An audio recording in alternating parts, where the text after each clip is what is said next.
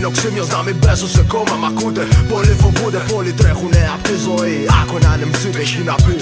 Μέσα στην πόλη που αγάπησα τόσο μισώ τα πάντα. Είμαι πάντα στην καβάτσα για να μείνω ζωντανός. Μ' ακούτε, πολλοί φοβούνται, πολλοί τρέχουνε απ' τη ζωή. Άκου έναν MC τι έχει να πει.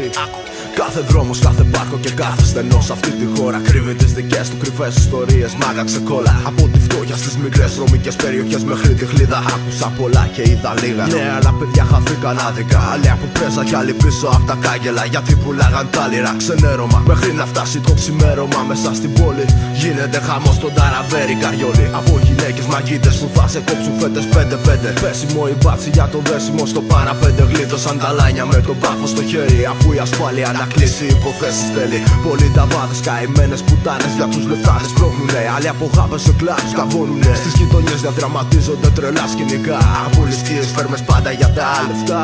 Αλλοδαποί τουρίστες, μπάτσι φασίστες, πρεζάκηδες. Γηπεδάκηδες, αλάνια του δρόμου μαμάκηδες. Μέσα στην πόλη που μεγάλωσα είδα τον κόσμο όλο, πίστεψέ με. Είδα αγάπη, φόνο, πόνο και τρόμο. Είδα αγάπη, είδα πόνο, είδα φόνο. Είδα αγάπη, είδα φόνο, πόνο, πόνο και τρόμο. Είδα αγάπη, είδα φόνο.